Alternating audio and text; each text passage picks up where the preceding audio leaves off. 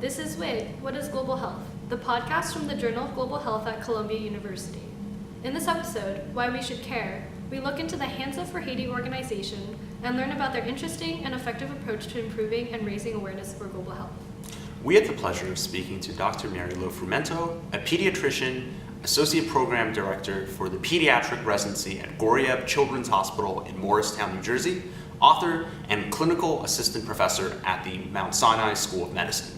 As a founding member of the Hands Up for Haiti organization, she has dedicated herself to figuring out public health solutions for the children in Haiti.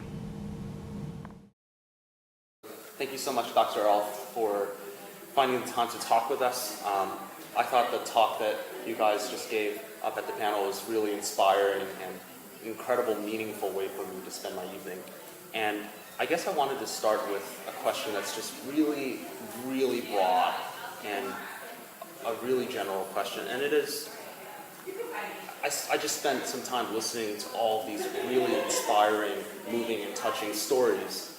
And the thing that I'm wondering is, after all the experience that you've had in Haiti, working with all of these different communities and impacting the lives of so many people, I wonder if you've gained some interesting insights on why people from the industrialized world, like the United States, why we should help people who suffer in the third world. Why students like myself and Margaret and Esther, as university students in the United States, why is it important for us to impact the lives of those who are different from us, who live in such a different world? I think that's a very big question, and I think it's a question that goes beyond medicine. I think you touch on why should we care, okay? And we have to care because we're all on this planet together. And if we do not all care about one another, then society long-term in the global world will not survive.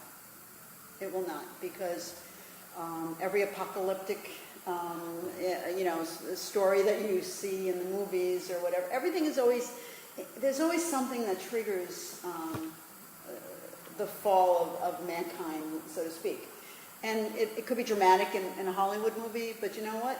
It's just as dramatic when you're talking about people starving or people dying of HIV, which is still a massive problem across the globe, especially in sub-Saharan Africa.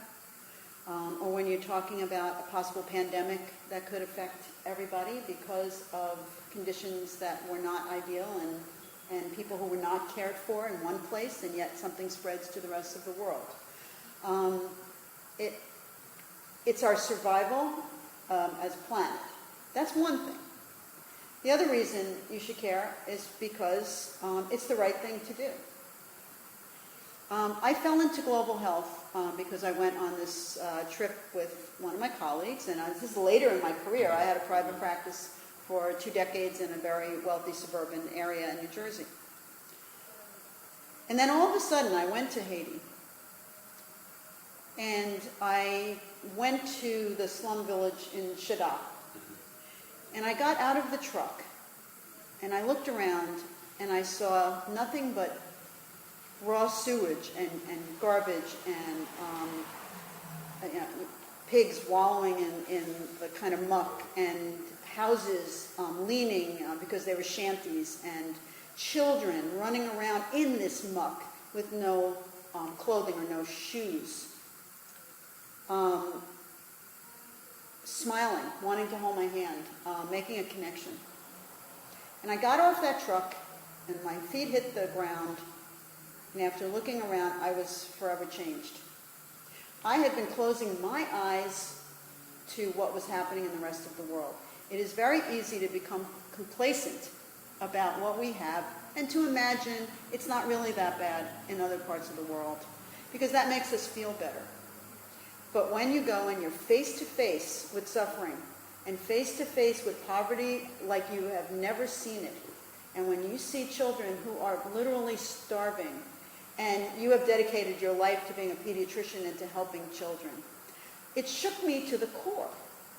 And it made me realize that I had been in a state of denial, that I didn't have to deal with this. Someone else was dealing with it. And that day I became the someone else. And I said, I'm making a commitment right now. I'm coming back. I'm going to help these people. I did. Right after that, my husband and I gave the clinic the money to renovate, to put electricity in, to put a new roof on, to improve the clinic. We worked together to get USAID to come in to clean up some of the debris and the sewage so that now there's a boulevard. It's actually even nicer than that picture. There's palm trees and there's a swing set for the kids. You can see that on the video if you watch that. And when I go back there now, I'm working in a clinic that is up and running with people being served because I did something. I didn't do something grand. I did something small. But I'm there and I made a commitment. And I have to say that it's one of the most gratifying things that I've ever done. And it's, I know it's the right thing because it feels like the right thing. So one of my questions is, I know Dr. Platt was talking about TALC, which is a company that helps out in Haiti too. But I was wondering how, as organizations, how do you incentivize companies to help out in third world countries and specifically Haiti? I want to say you beg, or you go, no, you have to be very creative. In order to engage corporations or foundations, you have to show that you got your act together. You really have to show that you're organized, that you're committed. You have to show that what funds you do have, you're not being wasted. And we have to show them a way. So you make a connection and you say, we've done this with this equipment, but you know what? We need this piece now. We need this to make it work.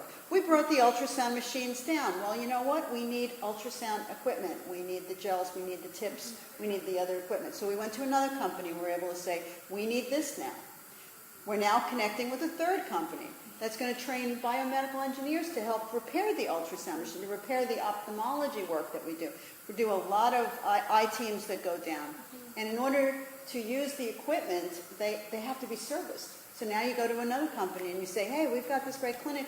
We're doing this work, but our machines keep breaking and we need to train. So now we have a company that actually wants to take one of the Haitians from the hospital, bring them back here, train them in how to fix the ophthalmology equipment, and then bring them back to Haiti to keep that going. So you go, you make a connection, you network like crazy, and you show them that it is in their best interest because it's goodwill, it's good for their business, and once again, hey, it's the right thing to do. Stemming off of that problem then, how heavily do you think poverty and infrastructure deficiency connects to problems in healthcare? As I said on the panel, if we could go with the top 5, if we could give people clean water, which is essential, if we can provide nutrition, if we can provide education, if we can provide some healthcare structure for when people are ill, and especially for maternal and child health, and if we can repair the roads to prevent accidents and to allow the access to education and to healthcare and for food to be transported, it would make 90% of the problems we're dealing with go away. I think that it is huge and it is beyond the scope of most medical teams to be able to solve the massive infrastructure problems. That doesn't mean we don't try. That doesn't mean we don't try to do it in our own little ways, in a micro way. You know, there's microfinance, there's also kind of micro philanthropy in medicine. You work in your little area, you work in your system. And if you can just help that one little pod, it might branch out to further ones. And if you can connect with a more people who have bigger funding or bigger political power, then that's even better. And so you just keep trying. We keep talking about Haiti. We love to talk about it. We go and we talk and we network. Right. And, you know, then someone comes up to you and says, hey, I've got a connection with this, you know, organization, and maybe that can help. And then you see how that could fit in. And it sounds like Hands Up for Haiti has been really, it's been tremendous in terms of delivering a real impact in the communities along the north coast of, or the north part of Haiti. And one part of the panel that really struck me was towards the end when you guys were discussing the role of Hands Up for Haiti in educating these various communities. And I was just curious, amid all these really inspiring stories that I was hearing about how these education developments have helped the communities due to the doctors that have been working for Hands Up for Haiti. I've been curious whether the American doctors in Hands Up for Haiti have learned some interesting lessons from the communities themselves. Absolutely.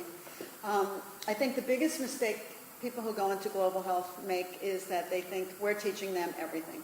I'm coming down with this great knowledge from the West, and I'm going to teach you because I know better. That is not always the case.